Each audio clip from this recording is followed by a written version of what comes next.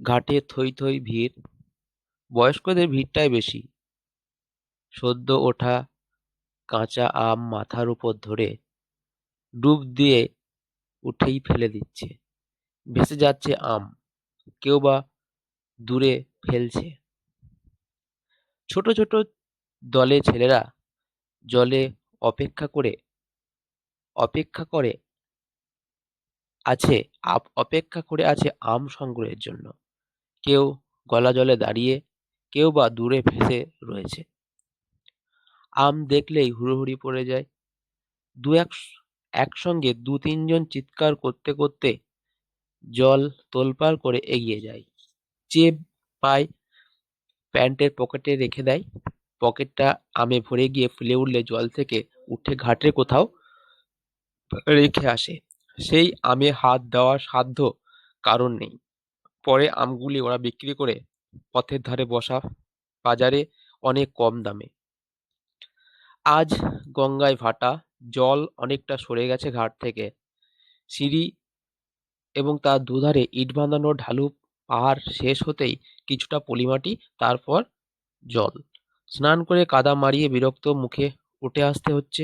তারপর অনেকে যায় ঘাটের মাথায় ট্রেন লাইনের দিকে মুখ করে বসা বামুনদের কাছে, যারা পয়সা নিয়ে জামাকাপড় জমা রাখে, গায়ে মাখার সর্ষে বা নারকোল তেল দেয় এবং কপালে চন্দনের ছাপ আঁকে। রাস্তার একধারে বসা ভিখারিদের অনেকে উপেক্ষা করে, কেউ করে না। দুধারে ছোট ছোট নানা দেবদেবীর দুয়ারে এবং শিবলিঙ্গের মাথায় ঘটি থেকে গঙ্গা জল দিতে দিতে কাঠের, প্লাস্টিকের, লোহার খেলনা, সাংসারিক সামগ্রীর দোকানগুলির দিকে কৌতূহল চোখ রেখে অধিকাংশ বাড়ির দিকেই এগোবে। পথের বাজার থেকে ওল বা থোর বা কলম বা লেবু ধরনের কিছু হয়তো কিনলেও কিনতে পারে। তারপর রোদে তেতে ওঠা রাস্তায় খালি পা দ্রুত ফেলে বাড়ি পৌঁছাবে বিরক্ত মেজাজে। তেল চিটে একটা ছেঁড়া মাদুরের উপর হয়ে বিষ্ণুচরণ ধর দলাই মালাই করাতে করাতে বিরক্ত মুখে গঙ্গার দিকে তাকিয়ে। বিষ্ণুধর পাড়ার বেষ্টদা আইএ পাশ করে অত্যন্ত বনেদি বংশ, খান সাতেক বাড়ি ও বড় বাজারের ঝাড়ন মশলার কারবার এবং সর্বোপরি 3.5 মণ একটি দেহের মালিক। ওরই সমবয়সী 40 বছরের একটি বিশ্বস্ত অষ্টিন সর্বত্র ওকে বহন করে নিয়ে চলে। আমরা এতক্ষণ কিন্তু চরিত্রের মধ্যে আসতে প্রবেশ করেছি। এখানে প্রথমে একজন চরিত্রের নাম পেলাম, যার নাম হচ্ছে বিষ্ণুচরণ ধর। বিষ্ণুধরের বিরক্তির কারণ হতে পারে কারণ বিরক্তির কারণটা হলো 15 হাত দূরের একটা লোক, পরনে সাদা লুঙ্গি আর গেরুয়া পাঞ্জাবি, কাঁধে রঙিন ঝোলা, তার দিকে পিটপিট করে তাকাচ্ছে আর মাঝে মাঝে মুচকি হাসছে। বিষ্টু বুঝতে পেরেছে লোকটা হাসছে তার দেহের আয়তন দেখে। এরকম হাসি বাচ্চা ছেলেরাও হাসে। বিষ্টু তখন দুঃখ পায়।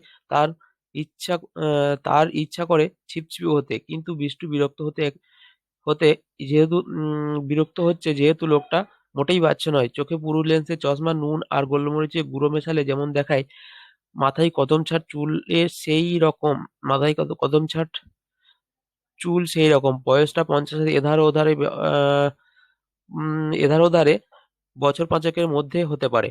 লোকটার গায়ের রং ধুলার পোড়ামাটির মতো, আর চোখের চাহনি আর ধূসর মণি দুটো দেখলে মনে হবে বোধহয় সূর্যের দিকেই চ্যালেঞ্জ দেখিয়ে সেই থেকেই মণির কালো রংটা ফিকে হয়ে গেছে। চাহনিটা এমন দেখলে মনে হয় যেন তার মনের সঙ্গে বেড়ে না। সেই সব ব্যাপারগুলোই উম ব্লোটচের মতো পুড়িয়ে দিয়ে ভিতরে সেঁধিয়ে দেবে। আচ্ছা, ব্লোটচের মতো পুড়িয়ে দিয়ে ভিতরে সাঁধিয়ে দেবে। চোয়ালে দুটো শক্ত করে ধরে আছে চোয়াল দুটোকে শক্ত করে ধরে আছে যে মালিশওয়ালা ডান হাঁটুটা বিষ্টুর কোমরে চাপ দিয়ে মেরুদণ্ড বরাবর ঘাট পর্যন্ত দ্রুত ওঠানামা করাতে লাগলো পিস্টনের মতো। 12 দশেক এভাবে হাঁটু ব্যবহারের পর মালিশওয়ালা নমস্কারী ভঙ্গিতে হাতের তালু জোড়া করে বিষ্টুর পিঠে জোড়াতালুর কোদাল চালালো। এরপর বিষ্টু চিত হবার চেষ্টা করলো, পারছিল না। মালিশওয়ালা ঠেলে ঠেলে গাড়ি গড়িয়ে দিতেই সে ভীষণ অভীষ্ট লাভ করলো এবং আব্রু রক্ষাকারী আব্রু রক্ষাকারী গামছাটিকে ঠিকঠাক করে বিষ্টু গভীর স্বরে নির্দেশ দিল, তানপুরা ছাড়ো। মালিশওয়ালা 10 আঙুল দিয়ে বিষ্টু সারা শরীরের চর্বিগুলি খপাখপ খামচে টেনে টেনে ধরে নিয়ে ছেড়ে দিতে লাগলো।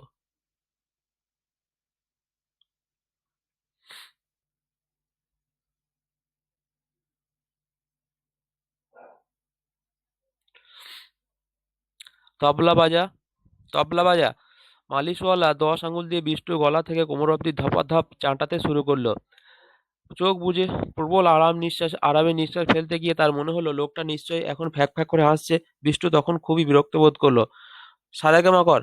মালিশওয়ালা নির্দেশে আঙুলগুলো দিয়ে হারমোনিয়াম বাজাতে লাগলো। বিষ্টুর সর্বাঙ্গে আঙুলগুলো শরীরে কিলবিল করায় সুরসুর লাগছিল এবং তারই প্রতিক্রিয়ায় চর্বি থলথল করে কেঁপে উঠতেই বিষ্টু শুনল খুক খুক হাসির শব্দ। চিত হয়ে আকাশের দিকে তাকিয়ে বিষ্টু বলল, এতে হাসির কি আছে, হ্যাঁ?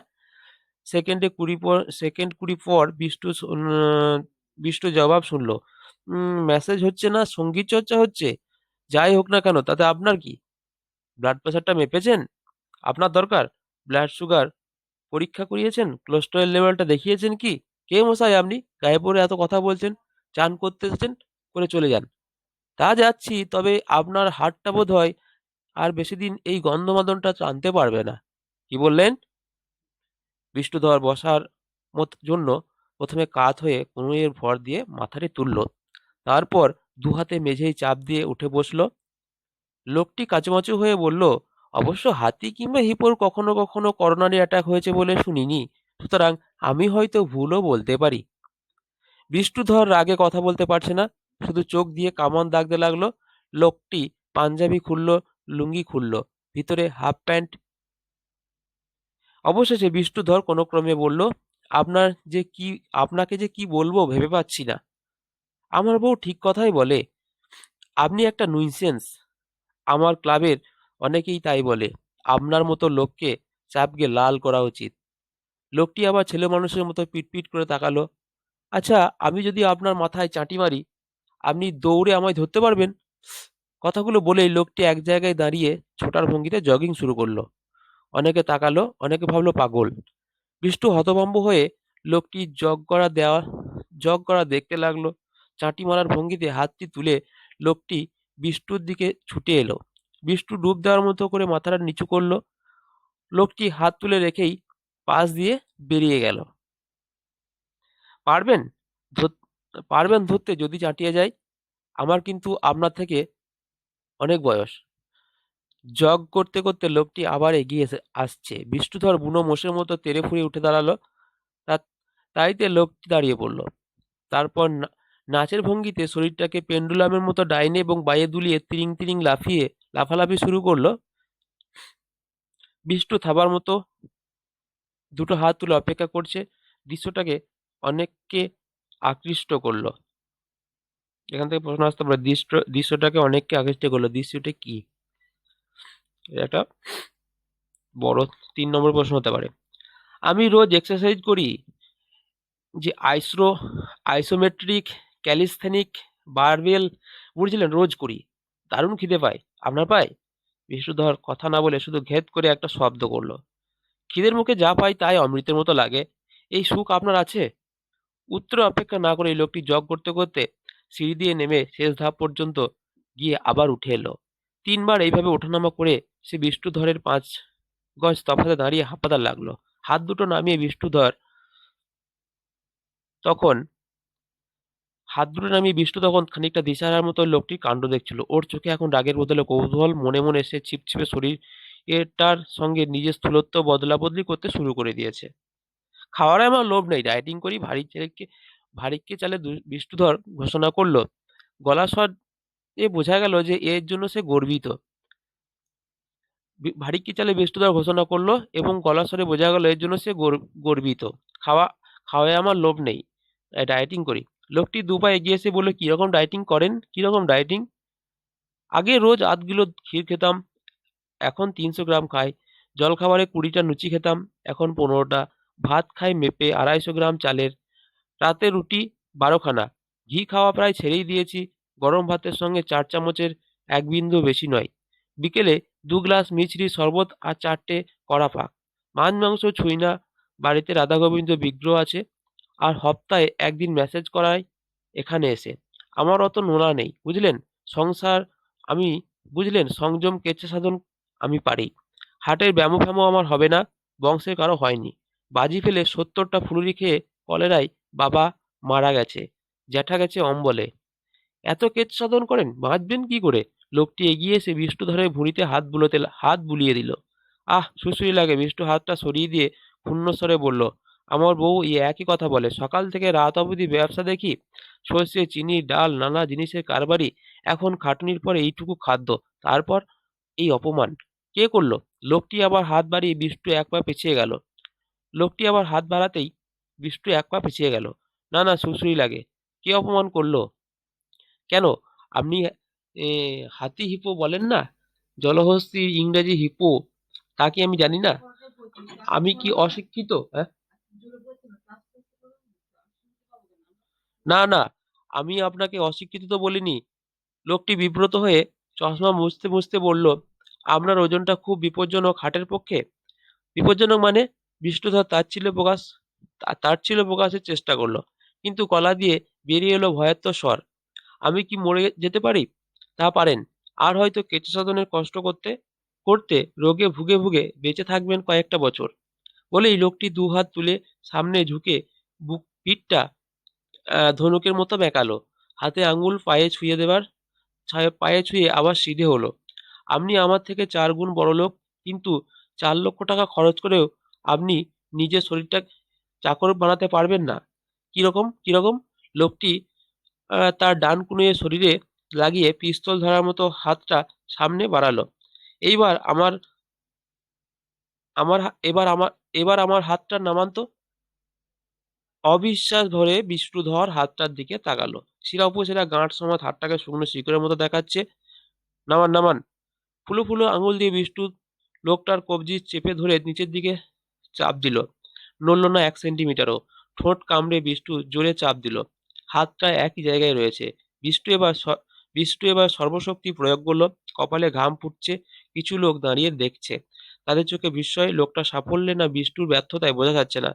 বিষ্টুর লোকটার বিষ্টু লোকটার মুখের দিকে তাকিয়ে পাতলা হাসি আর চোখ পিটপিটানি দেখতে পেল। হাতটা সে নিচে নামাতে পারছে না। বিষ্টু হাল ছেড়ে দিয়ে ফোঁস ফোঁস করে নিঃশ্বাস ফেলতে লাগলো। কি পারলেন না? কি করে পারলেন? জোরে আহ, জোরে বলতে শুধু গায়ের জোরেই বোঝায় না। জোরে বলতে শুধু গায়ের জোরেই বোঝায় না, মনের জোরও সব সব হয়। মনের জোরেই সব হয়। ইচ্ছা শক্তি দিয়ে শরীরের দুর্বলতা ঢাকা যাওয়া যায়। শরীর যতটা করতে পারে পারে ভাবে, তার থেকেও শরীরকে দিয়ে বেশি কিছু করাতে ইচ্ছার জোর। সেই জন্য শরীর গড়লেই হয় না, মনকেও গড়তে হয়। শরীরকে হুকুম দিয়ে মন কাজ করে, তারপর মন হুকুম করতে জানে না, তাই শরীরও পারল না। বিষ্ণুধর বিষণ্ণ চোখে তাকিয়ে বিড়বিড় করে বলল, ইচ্ছা করে খুব রোগা হয়ে যায়। ঠিক এই সময় গঙ্গার তীর থেকে তীক্ষ্ণ চিৎকার ভেসে এলো। কোনি কোনি। লোকটি গঙ্গার দিকে তাকালো। গঙ্গায় একটা আম ভেসে চলেছে ভাটার টানে। তিনজন সাঁতরাচ্ছে সেটাকে পাবার জন্য কোমর জলে দাঁড়িয়ে। দু তিনটি বছর ১৪-১৫ ছেলে জল থাবড়ে হইচই করে তাদের ওদের তাতিয়ে তুলছে। সামনে সামনে ওরা ওরা যাচ্ছে মাথা তিনটে দুধারে নাড়াতে নাড়াতে, এবং কোনোই না ভেঙে সোজা হাত বৈঠার মতো চালিয়ে ওরা আমটাকে তাড়া করছে। হঠাৎ ওদেরই একজন একটু একটু করে এগিয়ে যেতে শুরু করলো, অন্য দুজনকে পিছনে ফেলে। তখনই চিৎকার উঠলো, কোনি কোনি। পিছিয়ে পড়া দুজনও গতি বাড়ালো। আমটা প্রায় প্রথম ছেলেটির মুঠোয় এসে গেছে। হঠাৎ সে থমকে গেল। হাত ছুটছে, কিন্তু এগোলো না। বাড়তে যেয়ে তার মাথাটা জলে ডুবলো। তারপর সে রাগে চিৎকার করে ঘুরে গিয়ে লাথি ছুড়লো। ততক্ষণে পিছন থেকে একজন ওকে অতিক্রম করে আমটা ধরে ফেলেছে। পা টেনে ধরেছিল বিষ্ণুধর বলল। লোকটি হেসে চশমা খুলে ঝোলায় রাখলো। ঘাটের বাইরের দিকে, সেখানে কয়েকজন উড়িয়া ব্রাহ্মণদের একজনের কাছে ঝোলাটা রেখে এসে লোকটি অতি সাবধানে সিঁড়ি দিয়ে নামতে লাগলো। চশমা ছাড়া মনে হচ্ছে লোকটি যেন অন্ধ। জলের কিনারে কাদার ওপর তখন মারামারি হচ্ছে। একজনের সঙ্গে দুজনের কাদা ছিটকছে। লোকেরা বিরক্ত হয়ে গজগজ করতে করতে সরে গেল। দু-তিনটে ছেলে ওদের চারপাশে ঘুরে ঘুরে উৎসাহ দিতে যাচ্ছে। ঠিক হ্যায় চেলা, আরো জোরে। পা থেকে মাথার চুল কাদায় লেপা কঞ্চির মতো সরু চেহারা, তার লম্বা দুটো এলোপাথারি ডাইনে বাঁয়ে ঘোরাচ্ছে। লম্বা দুটো হাত দুটি তার এলোপাথারি ডাইনে বাঁয়ে ঘোরাচ্ছে। অন্য দুজন সেই বিপজ্জনক বৃত্তির বাইরে কুঁজো হয়ে তাক খুঁজছে। ফাইট কোনি ফাইট, চালিয়ে যা বক্সিং। এখানে যে কেন্দ্র চরিত্র রয়েছে কোনি, যে আমাদের পুরো উপন্যাসটা কিন্তু এই একটা কেন্দ্রীয় চরিত্র করে কেন্দ্র করে কিন্তু এই উপন্যাসটি লেখা। এবং এরপর বলছি যে ফাইট কোনি ফাইট, চালিয়ে যা বক্সিং। দুজনের একজন পিছন থেকে ঝাঁপিয়ে পড়লো ওর ওপর, পড়ে গেল দুজনেই। আই হ্যাভ, ভাদু চুল টানবি না কোনির।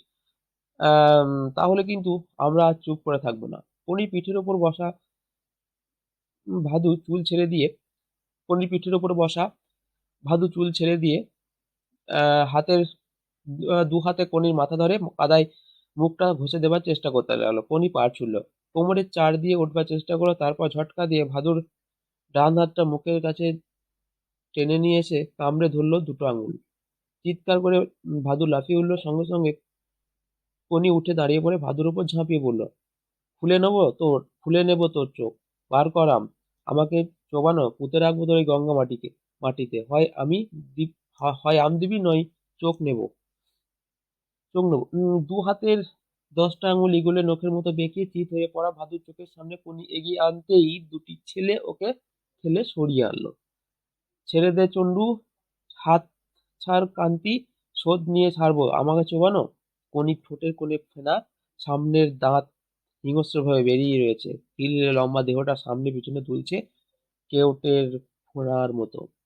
এই ভাদু, ও উম, আম কোনির, বার করে দে, নয়তো সত্যি চোখ তুলে নেবে কিন্তু।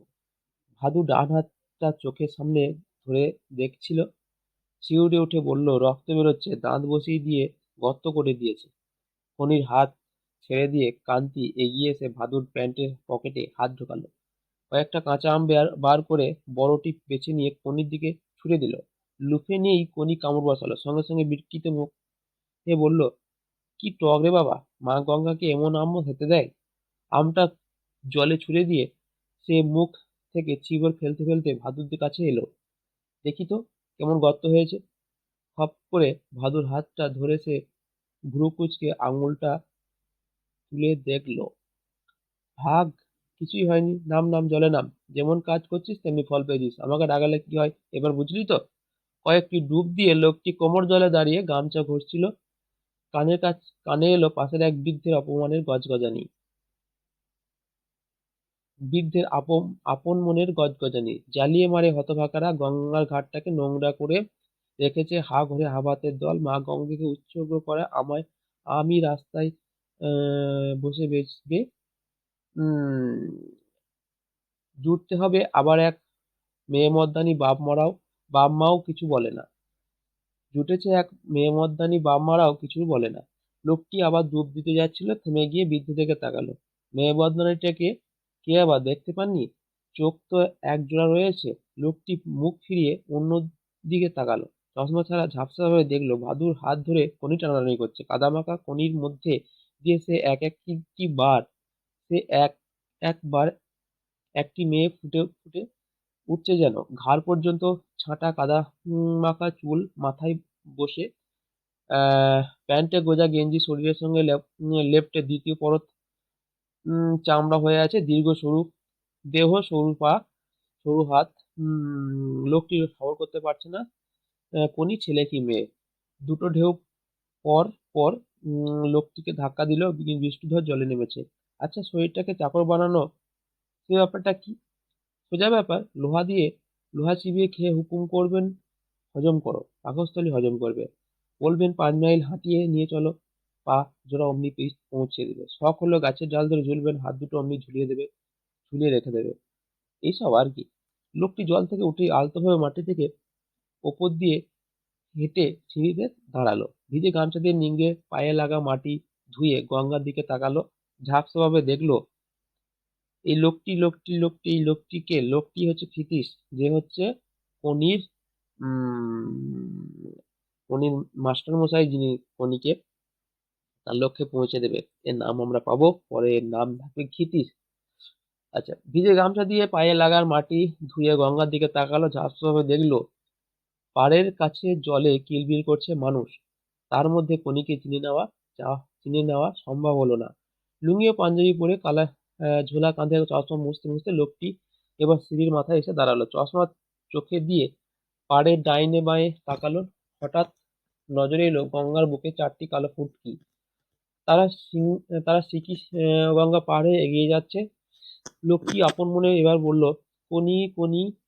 আহ কিছুক্ষণ তাকিয়ে থেকে ভিজে গামছাটি পাগড়ির মতো মাথায় জড়িয়ে লোকটি বাড়ির পথে রওনা হলো। মিনিট 15 পর সরু গলির মধ্যে একটা একতলা টালির চালের একটি বাড়িতে লোকটি ঢুকলো। সদর দরজার পরেই মাটির উঠোন, টেনে একটি ভলিবল কোর্ট তাতে হয়ে যায়। লঙ্কা, পেঁপে, জবা থেকে চালকুমড়ো পর্যন্ত উঠোনটা নানান গাছে দখল হয়ে আছে। একদিকে টিনের চালের রান্নাঘর ও কলঘর, আর একদিকে দালান, আর তার পিছনে দুটি ঘর। একতলা বাড়িটি চারিদিকে উঁচু বাড়িগুলির মধ্যে খুব শান্ত হয়ে যেন উবু হয়ে বসে। উত্তর দিকে বাড়ির মালিক হলধর বর্ধন এই একতলা বাড়িটি কেনার জন্য বার দুয়েক প্রস্তাব করেছে, কিন্তু লোকটি সংসারে যা স্ত্রী এবং দুটি বিড়াল ছাড়া আর কেউ নেই, বিনীতভাবে তা প্রত্যাখ্যান করে। বাড়ির জলে বাড়ির কলে জল আসে সামান্য। লোকটির স্ত্রীর নাম লীলাবতী। জল খরচ করাটা লীলাবতীর শখ, বিড়াল পোষার মতোই। ফলে লোকটিকে স্নান করার জন্য প্রায়ই রাস্তার টিউবওয়েলে সাহায্য নিতে হয়। আহ আজ আজ সকাল থেকে টিউবওয়েলে মুখ দিয়ে জল বেরোচ্ছে না, তাই বহুকাল পরে সে গঙ্গা স্নানে গিয়েছিল। মানে ক্ষিতিশ গঙ্গা স্নানে গিয়েছিল। লোকটি বাড়ির মধ্যে ঢুকে উঠোনে টাঙানো তার ভিজে প্যান্টটা মেলেছে, তখন ঘর থেকে বেরিয়ে এলো ঢলঢলে প্যান্ট ঢলঢলে প্যান্ট পরা বেঁটে হিস্ট্রিপুষ্ট একজন। "সিদ্ধা, তোমার জন্য অনেকক্ষণ বসে আছি আর বাড়ি পাহারা পাহারা দিচ্ছি। দোকান থেকে কে যে কে বৌদিকে ডাকতে এসেছিল, আসছি বলেই সেই যে গেছে। ভেলো, চটপট একটু চা বানা দেখি।" বৌদি যদি এসে পড়ে সিদ্ধা বৌদি যদি এসে পড়ে সিদ্ধা অর্থাৎ ক্ষিতিশ সিংহ কয়েক সেকেন্ড ভেবে বলল, তাহলে থাক, তুই বরং কি জন্য এসেছিস বল। ফেলু এসছে ক্ষিতিশের সঙ্গে দেখা করার জন্য। ক্লাবের আজকের মিটিং এ যাবে নাকি? নিশ্চয়ই যাবো। ছেলেরা খাটবে না, ডিসিপ্লিন মানবে না, জলে শুধু ইয়ার্কি ফাজলামো করবে। এসব ছেলেদের ক্লাব থেকে বেরিয়ে যেতে বলাটা কি এমনই দোষের? একজন কি তাই নিয়ে কিছু ভাবে? আর ক্ষিতিশ সিংহি কি বলল অমনি তাই নিয়ে কাউন্সিলিং মিটিং ডাকা হলো। সেই জন্য তো নয়, আসলে হরিচরণ দা তার গ্রুপটি রাগ আছে তোমার ওপর। ওরা শ্যামল আর গোবিন্দকে উস্কে তোমার এগেনস্টে চার্জ হানিয়েছে। তা আমি জানি। হরিচরণের বহুদিনের ইচ্ছে চিফ ট্রেনার হওয়ার। আমাকে বলেছিল গত বছর। আমি বলেছিলাম, হরি, একটা চ্যাম্পিয়ন শুধু খাওয়া দাওয়া আর ট্রেনিং করে দিয়েই তো তৈরি করা যায় না রে। তার জন্য মেজাজ বুঝে তাকে চলতে হয়। ট্রেনারকে মনস্তাত্ত্বিক হতে হবে, তার মানে কমন সেন্স প্রয়োগ করতে হবে। গুরুকে শ্রদ্ধায় হতে হবে শিষ্যের কাছে গুরুকে শ্রদ্ধেয় হতে হবে শিষ্যের কাছে। কথা, কাজ, উদাহরণ দিয়ে মনের মধ্যে আকাঙ্ক্ষা বাসনা জাগিয়ে তুলতে হবে। তাকে মোটিভেট করতে হবে। এসব তোর দ্বারা সম্ভব নয়। তুই শুধু চেঁচামেচি গালাগালি করেই খাটাতে চাস। চিফ ট্রেনার হওয়া তোর কম্য নয়। সিদ্ধা, তোমার এই লেকচার দেবার বদ অভ্যাসটা ছাড়ো। এক কথায়, যেখানে কাজ হয় তুমি সেখানে 10 কথা বলো। হরিচরণদাকে অত কথা বলবার কি দরকার ছিল? যাকগে, আজ তুমি মিটিং এ যেও না। ওরা ঠিক করেছে তোমাকে অপমান করবে। করবে। এই বলে ক্ষিতীশ তার পায়ে মাথা তার পায়ে মাথা ঘষায় ব্যস্ত বিশুকে কোলে তুলে নিয়ে গলা চুলকে দিতে লাগলো। চোখ বুজে বিশু ঘগর ঘগর শুরু করলো। এখানে বিশু হচ্ছে ওই যে বিড়াল বিড়াল পোষার শখ লীলাবতী, সেই বিড়াল। একজনের নাম বিশু। তাহলে যাবেই তাহলে যাবেই নেমে যাওয়া প্যান্ট এবং নেমে যাওয়া প্যান্ট এবং কণ্ঠস্বর হ্যাঁচকা দিয়ে টেনে তুলে ভেলো বলল। তিতিস ঘরের দিকে যেতে যেতেই অস্ফুটে বলল, হুম। তখনই বাড়িতে ঢুকলো লীলাবতী সিংহ। অতি ছোটখাটো গৌরবর্ণা, গম্ভীর, পায়ে চটি, হাতে ছাতা। দুজনের দিকে তাকিয়ে অবশেষে ভেলোকে বলল, বেলা হয়েছে অনেক, চারটি ভাত খেয়ে যাও। ভেলোর হঠাৎ যেন কাণ্ডজ্ঞান ফিরে এলো। ঘড়ি দেখেই ব্যস্ত হয়ে বলল, না না বৌদি, ইস বড্ড দেরি হয়ে গেল, বাড়িতে ভাত নিয়ে বসে আছে, আমি এখন যাই। চিন্তা তোমার কিন্তু না গেলেই ভালো। ভেলো চলে যেতেই লীলাবতী প্রশ্ন করলো ক্ষিতীশকে, না গেলেই ভালো মানে? আজকে ক্লাবের একটা মিটিং আছে, ও ওখানে বলছে যে সেখানে আমাকে নাকি কেউ কেউ অপমান করবে, আর যাতে ক্লাব ছেড়ে দিয়ে বেরিয়ে যায়। তাহলে তো ভালোই হয়। ক্লাব ক্লাব করে সারা তো কোনোদিন ব্যবসা দেখলে না। আমি মেয়ে মানুষ, আমাকেই কিনা দোকানে দেখতে হয়। নেহাত ছেলেপুলে নেই তাই। যদি ক্লাব তোমায় তাড়ায় তাহলে আমি বেঁচে যাই। লীলাবতী রান্নাঘরে ঢুকলো। ক্ষিতিশ বিষণ্ণ চোখে বা দালানে বসে বিশুর মাথায় আনমনে হাত বোলাতে লাগলো। এমন সময় খুশি ঘর থেকে বেরিয়ে এলো। আর একটা বিড়ালের নাম খুশি। বিশু আর খুশি আহ ডন দিয়ে হাই তুলে ধীরে ধীরে সে চামড়ের মতো কালো লেজটি উঁচিয়ে রান্নাঘরের দিকে ক্ষিতীশের দিকে একবার আর চোখে তাকিয়ে আহ ও এসো, রান্নাঘর থেকে ডাক এলো। ক্ষিতীশ অস্বাভাবিক গম্ভীর মুখে আহ গিয়ে ভাত খেতে বসলো। খাওয়ার আয়োজন সামান্য, রান্না হয় কুকারে, প্রায় প্রায় সবই সিদ্ধ। এটা খরচ, সময় ও শ্রম সংক্ষেপের জন্য। ক্ষিতীশ বিশ্বাস করে বাঙালিয়ানায় রান্না স্বাস্থ্য রক্ষা চলে না, এতে পেটের ১২টা বাজিয়ে দেয়। সেই জন্যই বাঙালিরা শরীরের তাগত পায় না, কোনো খেলাতেই বেশি উঠতে পারে না। খাদ্যপ্রাণ যথাসম্ভব অটুট থাকে, সিদ্ধ করে খেলে এবং সর্বাধিক প্রোটিন ও ভিটামিন পাওয়া যায় এমন খাদ্য খাওয়াই উচিত। প্রথম দিকে লীলাবতী বিদ্রোহী হয়েছিল, তবে সর্ষে বাটা, শুকনো লঙ্কা বাটা, পাঁচফোড়ন, জিরে, ধনে প্রভৃতি বস্তুগুলি রান্নায় ব্যবহারের সুযোগ হারিয়ে লীলাবতী বিদ্রোহী হয়েছিল। তুমুল ঝগড়া, ৩ দিন অনশন সত্যাগ্রহ, কাজ হয়নি। ক্ষিতীশ তার সিদ্ধান্তে গড়ের মতো অটল থাকে। তার এক কথা, শরীরের নাম মহাশয়, যা স্বভাবে তাই সয়। অবশেষে লীলাবতী সপ্তাহে একদিন সর্ষে ও লঙ্কা বাটা ব্যবহারের অনুমতি পায়, শুধুমাত্র নিজের খাবারের জন্য। ক্ষিতীশ কখনো জগ্গি বাড়ির নিমন্ত্রণে যায় না। ক্লাবের ছেলেমেয়েদের সে প্রায়ই শোনায়। ডাক্তার রাই বলতেন, বিয়েবাড়ি এক একটা নেমন্তন্ন খাওয়া মানে এক এক বছরের আয়ু কমে যাওয়া। বড় খাঁটি কথা বলে গেছেন। ক্ষিতীশ কথা না বলে খাওয়া শেষ করলো। ও যে রাগ ও যে রাগ করে সে লীলাবতী বুঝতে পেরেছে। ও যে রাগ করেছে লীলাবতী বুঝতে পেরেছে। বলল, ক্লাব থেকে তাড়াবে কেন? কি দোষ করলো? ক্ষিতীশ পাল্টা প্রশ্ন করলো। তুমি এখন আবার দোকানে গেছিলে কেন? আহ গ্রিল স্ট্রিটের টাইমলাইনে ঘেঁষে খালি একটি দোকান। দোকানটির নাম প্রজাপতি। এর আগে নাম ছিল সিনহা সিনহা টেলারিং। দুটি দর্জিতে জামা প্যান্ট তৈরি করতো। আর দেওয়াল আলমারিতে ছিল কিছু সিনথেটিক কাপড়। ক্ষিতীশ তখন দোকান চালাতো। দিনে ২-৩ ঘন্টাও দোকানে বসতো না। দুপুর বাদে তাকে সর্বদাই পাওয়া যেত জুপিটার সুইমিং ক্লাবে। তারপর একদিন আবিষ্কার করলো আলমারির কাপড়ের অর্ধেক এরও বেশি অদৃশ্য হয়েছে। এর ভাড়া দোকানের ভাড়া ৪ মাস বাকি এবং লাভের বদলে লোকসান শুরু হয়েছে। তখন লীলাবতী হস্তক্ষেপ করে দোকানের দায়িত্ব নেয়। টেলারিং ডিপ্লোমা পাওয়া দুটি মহিলাকে সে দোকানটিকে ঢেলে সাজায়। নিজের গহনা বাধা দিয়ে দাম দেয় প্রজাপতি। পুরুষদের পোশাক তৈরি বন্ধ করে দিয়ে শুধুমাত্র মেয়েদের এবং বাচ্চাদের পোশাক তৈরি করে। দোকানে পুরুষ কর্মচারী নেই এবং ৪ বছরের মধ্যে প্রজাপতি ডানা মেলে দিয়েছে। আগে ৩ দিনে ব্লাউজ তৈরি করে দেওয়া হতো, এখন ১০ দিনেও সম্ভব হচ্ছে না। লীলাবতী তার গহনাগুলি অর্ধেক ফিরিয়ে এনেছে। এখন তো আর জায়গাগুলো না, তাই বড় ঘর খুঁজছি। হাতিবাগানে মোড়ে একটা খোঁজ পাওয়া গেছে, আমাদেরই এক খদ্দেরের বাড়ি। বাড়ির গিন্নি এসেছিল মেয়ের ফ্রক করাতে, তাই গেছিলুম কথা বলতে। লীলাবতী এঁটো থালাটা টেনে নিয়ে ভাত বেড়ে ডাল মাখতে মাখতে বলল।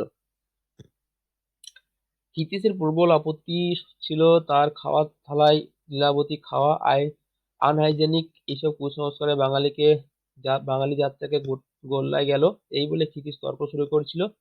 কিন্তু লীলাবতী তখন অতিরিক্ত ঠান্ডা স্বরে বলল, এটা আমার ব্যাপার, মাথা ঘামিও না। তখনই মুহূর্তেই বুঝে যায় আর কথা বাড়ালে তাকে গোল্লায় যেতে হবে।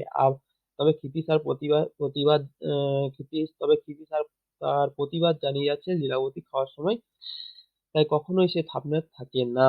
শোবার ঘরের দেওয়ালে ক্ষিতীশের বাবা-মা, ধ্যানভগ্ন মহাদেব, কুরুক্ষেত্রে অর্জুনের সারথি শ্রীকৃষ্ণ এবং ম্যাগাজিন থেকে কেটে বাঁধানো মেডেল, গলায় ডন সোলান্ডার এবং ভিক্টি স্ট্যান্ডে ২ হাতে তুলে দাঁড়ানো ডন ফ্রেজারের ছবি।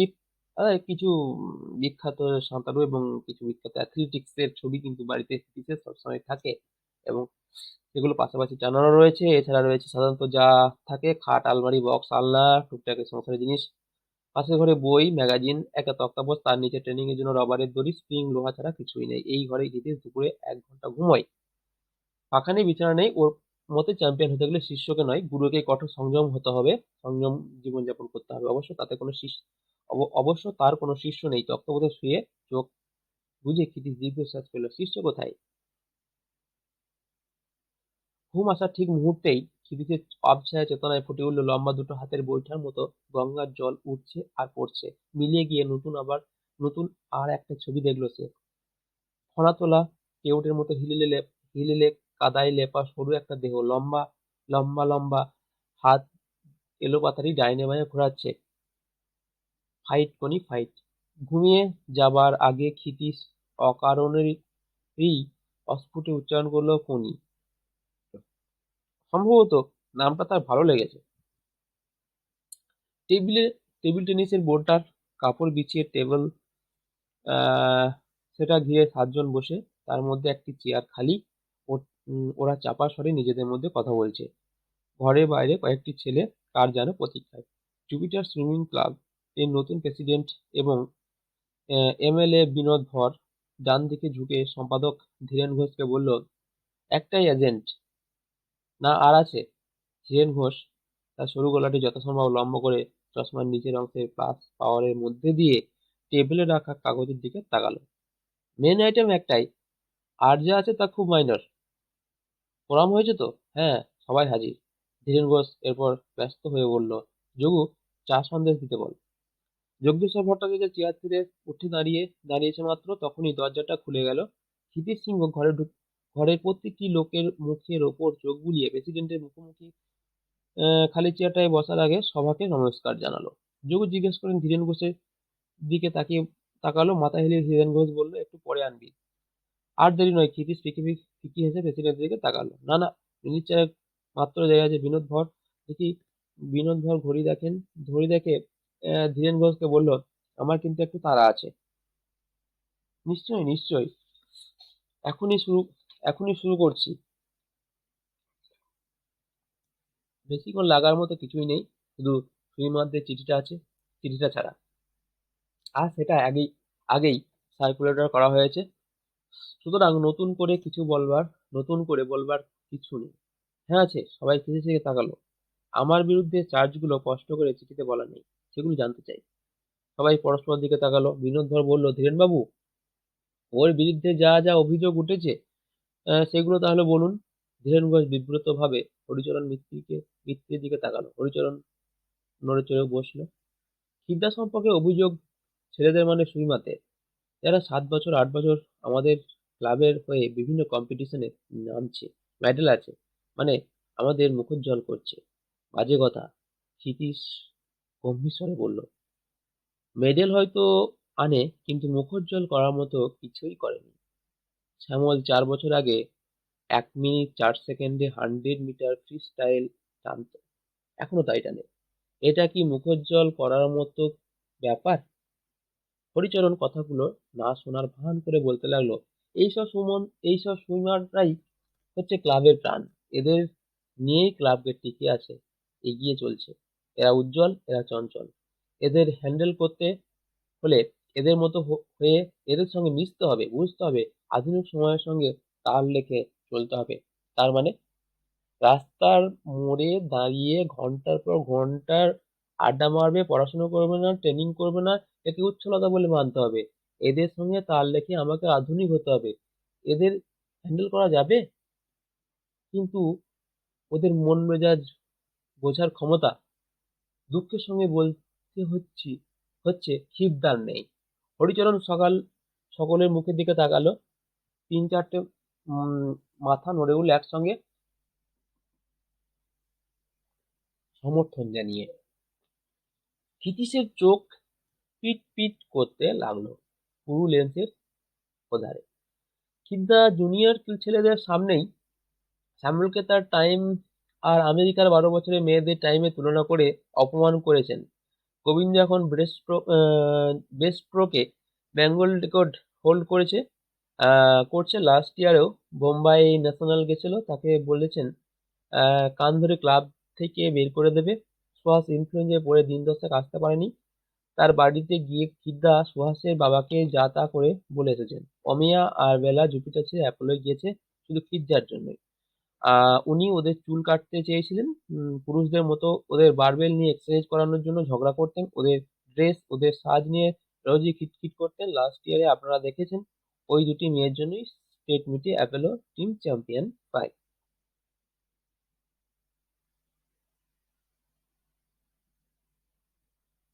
হরিচরণ থামলো, খিচড়ির দিকে একদক্ষণে সে তাকায়নি। দেখলো মুচকি মুচকি হাসছে। তাইতে সে অস্বস্তি বোধ করে ধীরেন ঘোষ, প্রফুল্ল বসাক ও বধূ চাটুর্যের মুখের দিকে তাকালো। নস্যির কৌটোটা বার করার জন্য পকেটে হাত ঢুকিয়ে গলা খাগড়ে দিয়ে বধূ চাটুর্যে সিধে হয়ে বসলো। প্রেসিডেন্ট স্যার, আমার একটা কথা বলার আছে। ট্রেনার হয়ে যে যে ট্রেনার যে হবে তার উপর ছেলেদের বা মেয়েদের শ্রদ্ধা থাকা চাই, আস্থা থাকা চাই। সে যেটা বলবে ওরা যেন নিশ্চিন্তে চোখ বুজে সেটা করতে পারে। কিন্তু ক্ষিতীশ ওদের যা বলে সেটা ওরা বিশ্বাস করে নিতে পারে কি? বুদ্ধু চাটুর্যে নাটকীয়তা সৃষ্টির জন্য কথা থামিয়ে রুমাল বার করলো, নাক মুছলো গভীরভাবে, রুমাল পকেটে রাখলো। ক্ষিতীশ নিজে কখনো সাঁতার কাটেনি, কম্পিটিশনে কখনো নেমেছে বলে জানি না।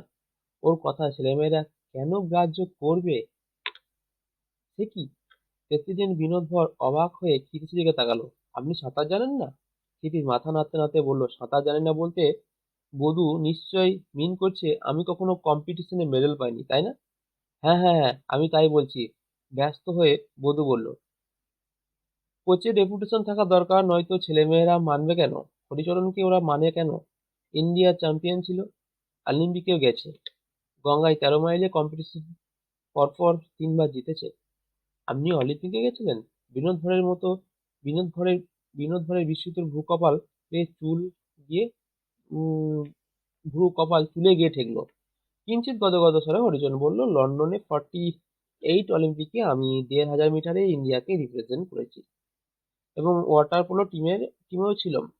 কি রেজাল্ট করেছিলেন? প্রেসিডেন্ট ঝুঁকে পড়ল টেবিলে।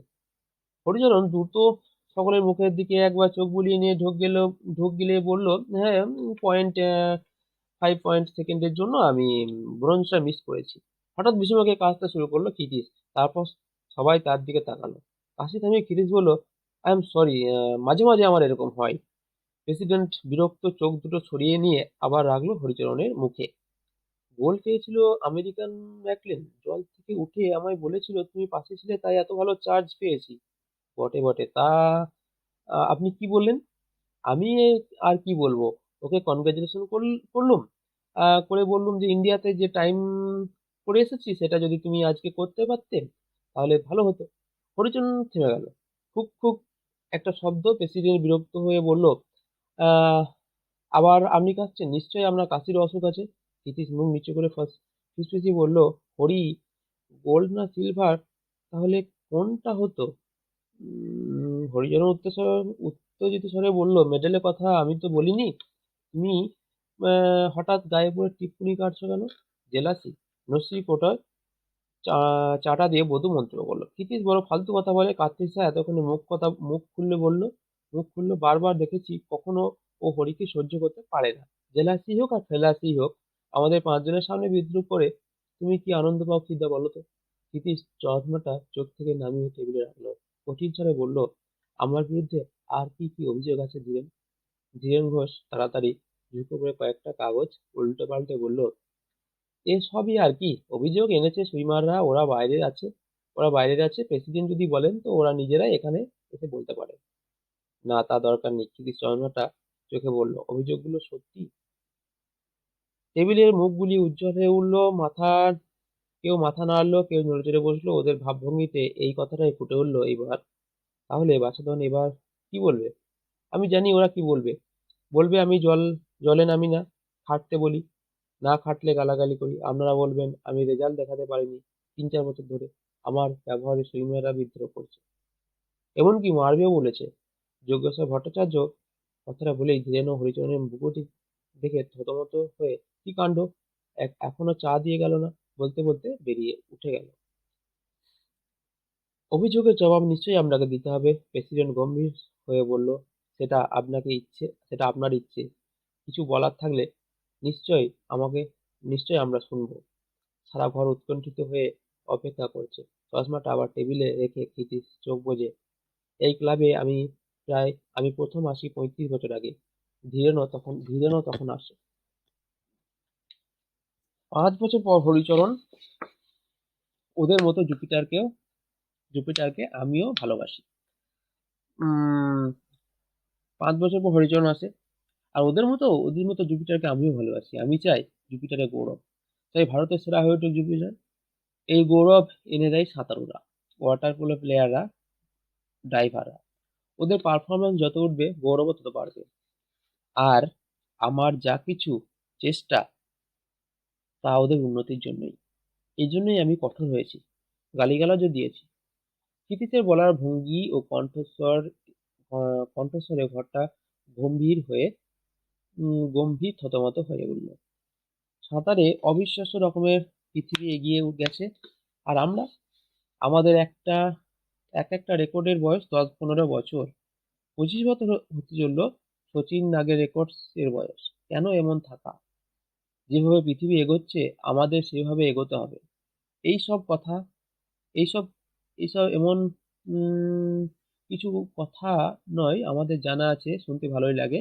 হারি হরিচরণ ভারী কিতালে বলল এবং প্রেসিডেন্ট দিকে তাকালো। আসলে সে যে জিনিস, ফুড, যে জিনিস, সেটা সেই ফুড, সেটাই কই, খাটবে তো খাদ্য কই? তা যখন পাওয়া যায় না, তখন খাটিয়ে খাটিয়ে টিবি রোগ ধরিয়ে দিয়ে লাভ কিছু হবে? ঠিক কথা, ফুড কই? যোগ্য স্যার টেবিল চাপড়ে বলে উঠল প্রেসিডেন্ট, এবং ধীরে ধীরে মাথা নাড়ল। বধূ কৌটা থেকে একটি নস্যি বার করে নিল। বাজে কথা, নীতিশ চাপা এবং দৃঢ়স্বরে বলল, আজ পর্যন্ত কেউ টিবি রোগী হয়েছে সাঁতার কেটে, এমন কথা শুনিনি। আসলে একটা অলস ফাঁকিবাজদের, যাদের উচ্চাকাঙ্ক্ষা নেই, তাদের অজুহাত। যতটুকু খাদ্য আমরা জোটাতে পারি, সেই অনুপাতে আমরা ট্রেনিং করি না। শ্যামল গোবিন্দ বিদ্যাবুদ্ধির জন্য নয়, সাঁতারের জন্য চাকরি পেয়েছে। কিন্তু সাঁতারকে তারা এর বিনিময়ে কি দিচ্ছে? এরা এরা অকৃতজ্ঞ। এরা গুছিয়ে রোজ 5 টাকাও যদি খাওয়ার জন্য খরচ করে, ডিসিপ্লিন লাইফ লিড করে, নিয়মিত কঠিন ট্রেনিং করে, তাহলে এরা এক এক 1 মিনিটে 100 মিটার ফ্রি স্টাইল কাটবে। এই 1 5-এ ব্যাক স্ট্রোক কাটবে। তাহলে ট্রেনিং করাতে পারেননি কেন?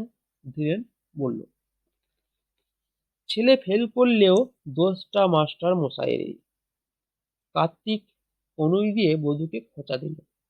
নিশ্চয়ই ওদের শুধু কৃতজ্ঞ আহ, বলে নিজের দোষ স্থালন করলে কি চলে? না, আমি দোষ স্থালন করতে চাই না। বরং আমি বলতে চাই, এদের দিয়ে আর কিছু হবে না। এদের বয়স হয়ে গেছে, এদের মনে পজ ধরেছে, এদের পিছনে পরিশ্রম করে লাভ নেই। আমি বিশ্বাস করি না। হরিচরণ তীব্র স্বরে ক্ষিতীশের বিস্মিত হলো। কি বিশ্বাস করিস না?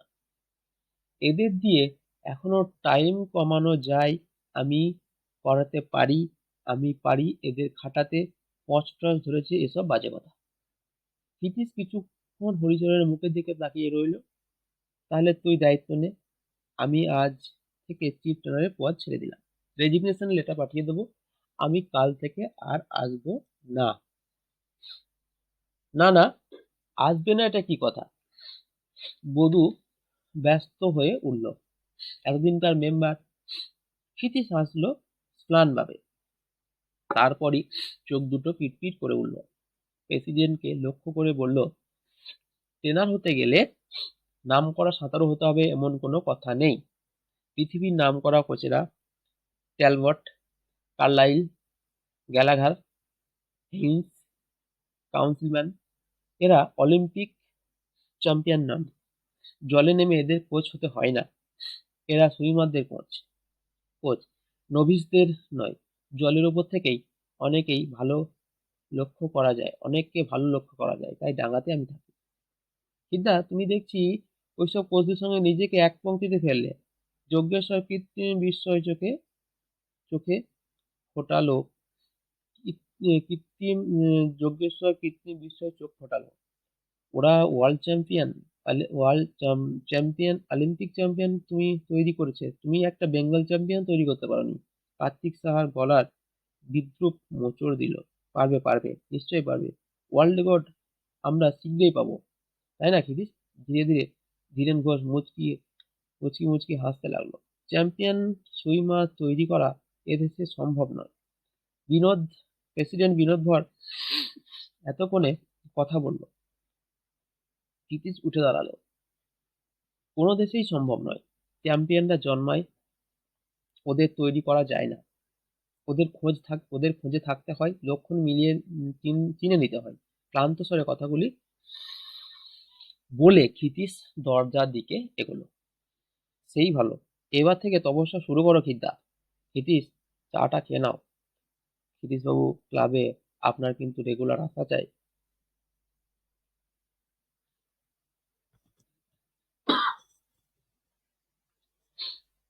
ঘর থেকে বেরিয়ে ক্ষিতীশ দেখলো শ্যামল, গোবিন্দ আর 4-5টি ছেলে দাঁড়িয়ে। প্রত্যেকের মুখের দিকে তাকালো। তে ওরা হঠাৎ কাঠের মতো হয়ে গেল। ওদের অনেক বকেছি, ঝকেছি, কটু কথাও বলেছি, আর এসব শুনতে হবে না। আজ থেকে আমি আর এই ক্লাবের ট্রেনার নই। সাঁতারটা মন দিয়ে করিস। ক্ষিতীশ মাথা নামিয়ে ধীরে ধীরে ক্লাবের বাইরে এসে দাঁড়ালো। কমল দিঘির কালো জলের ওপরে পার্কের আলোগুলো ঘড়ির মতো দাগ টেনেছে। জুপিটার ক্লাব বাড়ির চুড়োর ঘড়িতে 8টা বাজতে 5। দিঘিটা আকারে গোল, তাকে ঘিরে ইট বাঁধানো রাস্তা, নারী পুরুষ শিশুর ভিড়ে রাস্তার গিজগিজ করছে ভিড়। আলোগুলোর নিচে নিচে তাস খেলা চলছে, আর যে অ্যাকশন ব্রিজ বা 29 মাঝে মাঝে দমকা চিৎকার উঠছে তাসের আড্ডা থেকে। বেঞ্চগুলো বসার স্থান নেই, ফুল গাছের ঝোপগুলো লোহা ঘেরা। বেড়ায় ঠেস দিয়ে যুবকরা গল্প করছে, ঘুগনি, আলু কাবলি, বাদাম, ঝালমুড়ি, কুলফি, মালাই ওয়ালারা ব্যবসায় ব্যস্ত, ইত্যাদি খাওয়া চলছে। দুটি হাত রেলিং এ রেখে ক্ষিতিশ দিঘির অন্ধকার কালো জলের দিকে তাকিয়ে জুপিটারের ঠিক উল্টো দিকে অ্যাপোলোর ক্লাব বাড়ি। ড্রাইভিং বোর্ডের কংক্রিট কাঠামোর খামগুলো অন্ধকারে ভ্রমধতি পায়ের মতো জল থেকে উঠেছে। কিদ্দা, চমকে উঠল ক্ষিতীশ। ভেলো, কি হলো কিদ্দা? কি আবার হবে, ছেড়ে দিলুম। ভালোই করেছো, ঝগড়াঝাটি গোলমাল হয়নি তো? না। ক্ষিতীশ মুখটা আবার জলের দিকে ঘোরালো। হাওয়া বয়ে আসছে জলের ওপর থেকে, বাতাসে জলের কণা আর শ্যামলা ঝিঝির আষ্টে গন্ধ। 35 বছর এই শুকিয়ে আসছে ক্ষিতীশ, তাই এর কাছে থেকে সুবাস তার কাছ থেকে সুবাস পৃথিবীতে নেই। উম, তার কাছে এর থেকে সুবাস পৃথিবীতে নেই। ভেলো পাশে এসে দাঁড়ালো। ভেলো, কি করবি এখন বলতো? একেবারে বেকার হয়ে গেলুম। এবার প্রজাপতিকে বরং দেখাশোনা করো। বৌদি একা মানুষ, অন্যরাও মেয়ে, পরপুরুষ একজন, পুরুষ মানুষ একজন থাকা দরকার। কখন কি মুশকিল ওরা কখন কি মুশকিল ওরা পড়ে যাবে তা ঠিক, তার তার কি ঠিক, তার ঠিক কি তার ঠিক কি কখন কি মুশকিলে পড়ে যাবে তার ঠিক নেই। তোর বৌদি মানুষটি ছোটখাটো, কিন্তু আমার থেকে 10 গুণ লম্বা কাজের বেলায়। প্রজাপতিতে দারোয়ানি ছাড়া আমায় দিয়ে আর কোনো কাজ হবে না। তাহলে? দিদি আবার জলের দিকে তাকিয়ে রইল। চিন্তা, আমি যদি রাগ না করো তো একটা কথা বলি। দিদির মুখ ফেরালো। তুমি তুমি অ্যাপোলোয় চলো। ও না, ওরা জুপিটারের শত্রু। কতগুলো স্বার্থপর লোভী মূর্খ আমায় দল পাকিয়ে তাড়িয়েছে বলে শত্রুর ঘরে গিয়ে উঠবো? কিন্তু ওখানে তুমি জল পাবে, শেখবার ছেলে মেয়ে পাবে, কাজ চাইছো কাজ পাবে, অপমানের শোধ নিতে হবে। শত্রু মিত্র বাছ বিচার করে কি লাভ? ক্ষিতীশ বিব্রত মুখে চুপ করে রইল। তার মনের মধ্যে যে দ্বন্দ্বটা শুরু হয়েছে সেটাকে সে এই মুহূর্তে নিশ্চিন্ত ও সিদ্ধান্তে আসতে দিচ্ছে না। জুপিটারের সঙ্গে তার নারীর সম্পর্ক, কিন্তু সাঁতারু তৈরি করা তার জীবনের একমাত্র লক্ষ্য ব্রত। লক্ষ্য পূরণ করতে হলে নারীর বাঁধন ছিঁড়ে বেরোতে হবেই। কিন্তু তা কি সে পারবে? ক্ষিতিশ মাথাটা ঝাঁকালো। তাহলে হেদো কিংবা গোলদিঘির কোনো ক্লাবে চলো। কোথাও গিয়ে আমি টিকতে পারবো না রে। ক্ষিতিশ হাঁটতে শুরু করলো একটু জোরেই। চুপচাপ বসে থাকবে? ভেলো হ্যাঁচকা দিয়ে প্যান্ট তুলে ক্ষিতীশের পাশাপাশি থাকার জন্য উম প্রায় ছুটতে শুরু করলো। আমি আমি এবার সত্যিকারের কাজ করতে চাই। সবাইকে দেখিয়ে দেবো একবার চ্যাম্পিয়ন তৈরি করব আমি। গড়বো আমি মনের মতো করে। একবার শুধু একবার যদি তেমন কারো দেখা পাই। মাথা নিচু করে ক্ষিতি স্বর্ণ নিয়ে কমল দিঘির গেট থেকে বেরিয়ে রাস্তার ভিড়ে মিশে গেল। ভেলো কিছুক্ষণ তাকিয়ে থেকে গেটের পাশে দাঁড়ানো আলী কাবুলিওয়ালাকে বলল, জাস্তি ঝাল দিয়ে চার আনাও, 4 আনার বানাও। সকাল 8টা প্রায়। ক্ষিতিশ বাজার করে ফিরছে। জুপিটারে সে আর যায় না। সকাল বিকাল এখন তার কোনো কাজ নেই। অবশ্য বাজার করাটা তার নিত্যদিনের কাজগুলির অন্যতম। সে বাজারে যায় বাড়ির কাছের বস্তির সরু গলি দিয়ে, ফিরে সেন্ট্রাল অ্যাভিনিউতে চিলড্রেন পার্কটাকে ঘুরে অন্য পথ ধরে। আজ ফেরার পথে দেখলো পার্কে খুব ভিড়। বিশ্রাম চালাটায় টেবিল চেয়ার পাতা। লাউড স্পিকারে হিন্দি ফিল্মের গান বাজছে। হঠাৎ বন্ধ করে ঘোষণা হলো, নেতাজি বালক সংঘের উদ্যোগে 20 ঘন্টা অবিরাম ভ্রমণ প্রতিযোগিতা। প্রতিযোগিতা শুরু হয়েছে কাল রাত 8টায়, শেষ হবে আজ বিকাল 4টায়। লাউড স্পিকারে অন্য একটা চাপা গলা শোনা গেল, এই শালা চার্লিটায় কিরে বল 4 ঘটিকায়। অ্যালাউন্স করতে হলে শুধু শুদ্ধ করে বলতে হয়। যা লেখা আছে তাই তো পড়ছি। দে দে আমাকে দে। এরপর অন্য এক কণ্ঠ শোনা গেল, প্রতিযোগিতা শুরু হইয়াছে পড়ল রাত্রি 8 ঘটিকায়। উদ্বোধন করেন অতীত দিনের খ্যাতকীর্তি ফুটবল খেলোয়াড় শ্রী কৃষ্ণপ্রসাদ মাইতি। প্রতিযোগিতা সমাপ্ত হইবে অদ্য বিকাল 4 ঘটিকায়। পুরস্কার বিতরণ করিবেন শ্রদ্ধেয় জননেতা ও আমাদের সংঘের প্রধান পৃষ্ঠপোষক শ্রী বিষ্ণুচরণ ধর মহাশয়। প্রতিযোগিতায় নেমেছিল 22 জন প্রতিযোগী, অবসর 8 জন নিয়েছে ইতিমধ্যে। ক্ষিতীশের চোখ হঠাৎ আটকে গেছে কঞ্চির মতো লম্বা নিকষ কালো একটি চেহারাতে। গোলাকৃতি পার্কটিকে ঘিরে রেলিং, তার থেকে 6 হাত ভিতরে সিমেন্টের পথটা বেড়া দিয়েছে মধ্যস্থলের ঘাসের জমিকে। প্রতিযোগীরা পথ ধরে পথ ধরে হাঁটছে ক্লান্ত মন্থর গতিতে। অধিকাংশের বয়স 16-17। বৈশাখের ভয়ঙ্কর রোদ মাথায় নিয়ে তপ্ত সিমেন্টের ওপর ওদের সারা দুপুর হাঁটতে হবে। পরনে ঢিলে ফুল প্যান্ট, ঢলঢলে বুশ শার্ট, পায়ে হাওয়াই চটি। চুলটা ছেলেদের মতো হলেও ঘাড়ের কাছে ঘাড়ের কিনারে পৌঁছে গেছে। রাস্তার মাঝ থেকে ক্ষিতীশ রেলিং এর ধারে সরে এলো। ক্ষিতীশের চোখ অনুসরণ করতে লাগলো শুধু একজনকেই। পার্কের মধ্যে শিশু এবং বালকদের ভিড়। বয়স্করা রাস্তা দিয়ে প্রায় চলছিল, শুধুমাত্র ঘাড় ফিরিয়ে তাকিয়ে চলে যাচ্ছে। প্রতিযোগীদের চোখে রাত্রি জাগরণ, ক্লান্তি আর ক্ষুধার ছাপ। পার্কে চক্কর প্রায় 75 মিটার। ওদের কেউ কেউ চেনা লোকদের দেখে শুকনো হাসছে, 2-4টে কথা বলছে। গঙ্গার সাঁতারের সঙ্গী সেই 3টি ছেলে পার্কের মধ্যে ঘাসের ওপর দিয়ে পনির পাশাপাশি হাঁটতে হাঁটতে ওর সঙ্গে কথা বলল।